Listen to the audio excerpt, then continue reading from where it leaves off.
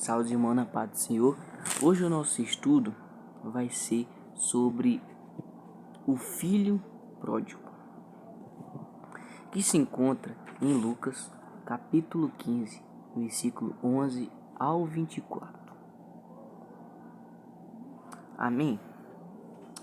O filho pródigo. O que significa o filho pródigo? Pródigo significa perdido. E o filho pródigo é uma história bem conhecida. Eu tenho a certeza que todos nós já ouvimos falar sobre o filho pródigo. E o filho pródigo, ele não traz só uma lição, mas ele traz várias lições para a nossa vida. E eu, antes de estar lendo o versículo 11 até o 24 e trazendo algumas lições, eu vou estar lendo o versículo 1 e o 2, que diz assim: E chegavam-se a ele todos os publicanos e pecadores para o ouvir. E os fariseus e os escribas murmuravam, dizendo: Este recebe pecadores e come com eles. E chegavam-se a ele todos os publicanos e pecadores para o ouvir. Jesus estava ali e chegavam-se os publicanos e pecadores, cobradores de impostos, pecadores. Chegavam ali para ouvir a Jesus. Só que os fariseus e os doutores da lei, os escribas, eles murmuravam, dizendo: Este recebe pecadores e come com eles. Então eles ali reclamam com o Senhor, eles murmuram: O Senhor recebe eles e come com eles. Porque tipo assim, eles queriam falar: Poxa, o Senhor come com eles, pecadores. Então, o Senhor, naquela época, ele usava muito a parábola para trazer algo, para trazer uma lição. Ele falava uma parábola querendo dizer algo com aquilo. Então ele falou não só do filho pródigo, mas sim ele falou a parábola da ovelha perdida, a dracma perdida, o filho pródigo. Então, a parábola da ovelha perdida, a dracma perdida, o filho pródigo. Então, todos essa parábola foi sobre perder, foi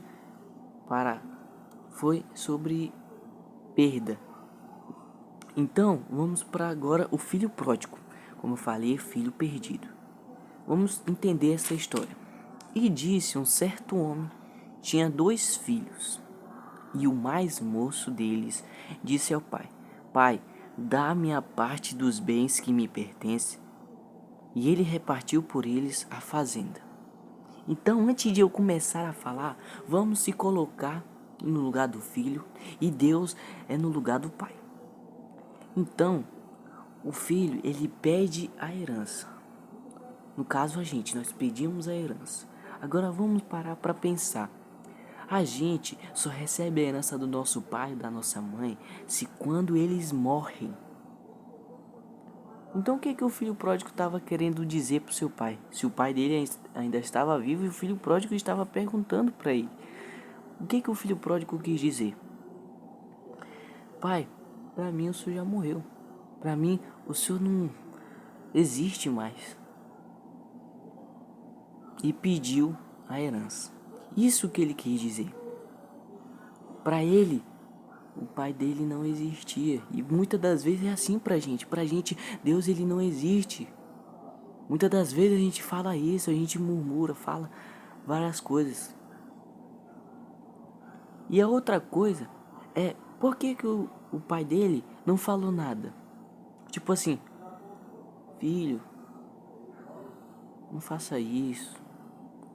Não, eu ainda estou vivo. Por que ele não falou nada? Porque, meus irmãos, o livre-arbítrio. 1 Coríntios 6,12. Tudo me é lícito, mas nem tudo me convém fazer.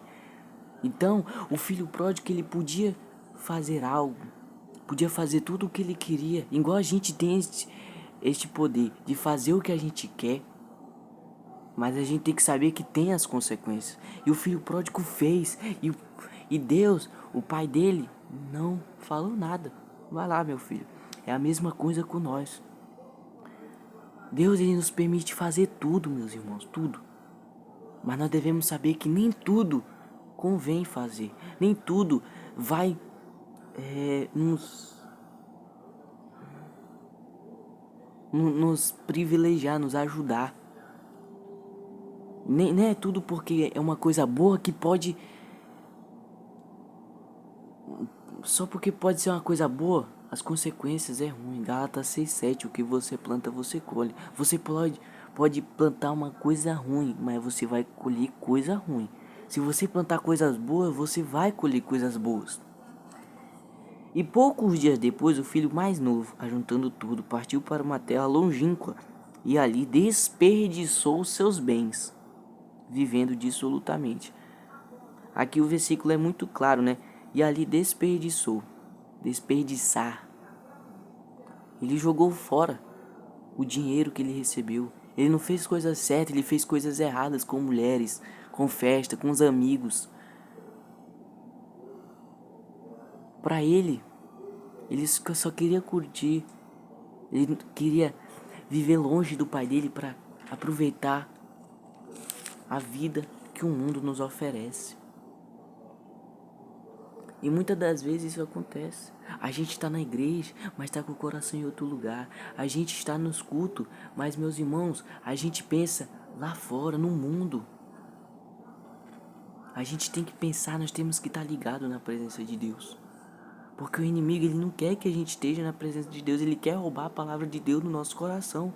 Por isso que nós devemos guardar a palavra de Deus no nosso coração. Aleluia. Então ele gastou, desperdiçou todo o seu dinheiro. E havendo ele já gasto tudo, ele já tinha gastado tudo, houve naquela terra uma grande fome e começou a padecer necessidades. Então, ele já gastando tudo, como eu falei, o que você planta, você colhe, ele tinha plantado o que ele achou que era bom para ele, que era bom para a carne, o que era bom para a vontade dele. Mas ele começou a padecer necessidades. E aí eu lhe pergunto, cadê os amigos dele? Cadê os amigos que ele tanto tinha, que o dinheiro proporcionou? Cadê? Então, ele começou a passar necessidade. E foi e chegou-se um dos cidadãos daquela terra, o qual mandou para os seus campos apacentar porcos. Olha a humilhação que foi pro filho pródigo. Ele era judeu. Judeu não gosta de porco. Olha na humilhação que ele chegou. Ele chegou a apacentar porcos. E desejava saciar o seu estômago com as bolotas que os porcos comiam. Porém, ninguém lhe dava nada. Eu tenho certeza que se vocês já foram perto de um chiqueiro onde que os porcos ficam, fede muito. O porco come as coisas, chega fede. Imagina, ele queria comer o que os porcos comiam. Eu tenho uma ilustração que é assim. Era o peixe, saltitando no mar, cheio de felicidade. E ele aparece uma minhoca, uma linda minhoca. E o peixe, ele se atrai pela minhoca. Ele tem um desejo de comer aquela minhoca. Então, ele chega próximo e morde a minhoca. Só que ele não sabia que aquilo era uma armadilha. E ele é fisgado pelo anzol. E quando ele é fisgado pelo anzol, tiram ele da onde ele tinha tudo. E agora ele não tem nada. E no último suspiro dele, para ele morrer, ele fala: maldita minhoca, por que eu fui me atrair na beleza dela? Quantas das vezes, meus irmãos, a gente se atrai pela beleza do mundo? Quantas das vezes a gente se atrai? Quantas pessoas aí se atraem por um cigarro, por uma cerveja? A frase do mundo é só um pouquinho não faz mal. Vai ter muitos amigos para oferecer coisas erradas, para você fazer coisas erradas. Mas, meus irmãos, que nós tem a palavra aqui, cravada no nosso coração para nós não pecar contra Deus. Deus, ele está voltando. Nós precisamos se acertar, se preparar. Aleluia. E tornando em si, diz: quanto jornaleiro de meu pai tem abundância de pão, e eu aqui pereço de fome. Como é o ser humano, né, meus irmãos? Porque, tipo assim, quando ele estava lá desperdiçando os seus bens, Eu tenho certeza que ele não pensou no pai dele. Quantas vezes você tá no bom, no conforto, ou você não pensa em Deus? Ou você não agradece a Deus? Quantas vezes? Mas quando tá dando tudo errado, você vai e pede a Deus, reclama, murmura. Nesse tempo ele lembrou quanto jornaleiro de meu pai tem comida de fome. Só nessa hora que ele lembra. Já não sou digno de ser chamado teu filho. Faze-me como um Deus dos teus jornaleiros. Levantando-se, foi para seu pai. Quando ainda estava longe, viu seu pai e se moveu de íntima compaixão. E correndo, lançou-se-lhe ao pescoço e o beijou. E o filho lhe disse: Pai, pequei contra o céu e perante ti. Já não sou digno de ser chamado teu filho. Mas o pai disse ao seu servo: Trazei depressa a melhor roupa e vestiu. Ponde-lhe um anel na mão e alparcas nos pés. E trazei o bezerro cevado e matai-o. Então comamos e alegremos. Porque este meu filho estava morto e reviveu. Tinha se perdido e foi achado. E começaram a alegrar-se. E o seu filho mais velho estava no campo. Porém, quando veio e chegou perto de casa, ouviu a música e as danças. Olha, eu imagino assim que ele deve ter chegado meio com medo, né? Porque ele deve ter achado que o pai dele não ia aceitar mais ele. Eu acho, né? E ele chega e o pai dele bota um anel nos seus dedos.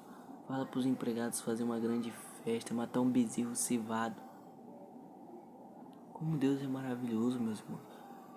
Você pode... Nós somos crentes, nós somos sujeitos. Nós não somos perfeitos, nós somos sujeitos a falhar. Mas a palavra do Senhor está querendo dizer que se nós falharmos e queremos voltar para a presença do Senhor, Ele está de braços abertos para nos receber. Ele está disposto a te abraçar, a te perdoar o teu pecado. E pode ter certeza que se você pecou e quer voltar, quer ser perdoado, o Senhor sempre vai te perdoar. Eu quero deixar um versículo para encerrar esse estudo. E eu quero concluir dizendo que o filho pródigo ensina muitas coisas. Ele fala sobre arrependimento, que o filho pródigo ali ele peca, mas ele tem um arrependimento. E meus irmãos, quando nós pecarmos, meus irmãos, vamos nos arrepender. Nós não devemos brincar de ser crente, nós devemos se arrepender. Jesus está às portas. E pode ter certeza que se você se arrepender, Deus está de braços abertos para te perdoar. Eu quero deixar só um versículo para encerrar esse estudo. Que diz assim: Alegrai-vos comigo, porque eu já achei a minha ovelha perdida. Digo-vos que assim haverá mais alegria no céu por um pecador que se arrepende, mais do que por 99 justos que não necessitam de arrependimento. Diga-vos que assim haverá mais alegria no céu por um pecador que se arrepende. Então pode ter certeza que se você fez algo e se arrependeu, vai ser uma grande festa nos céus. Amém?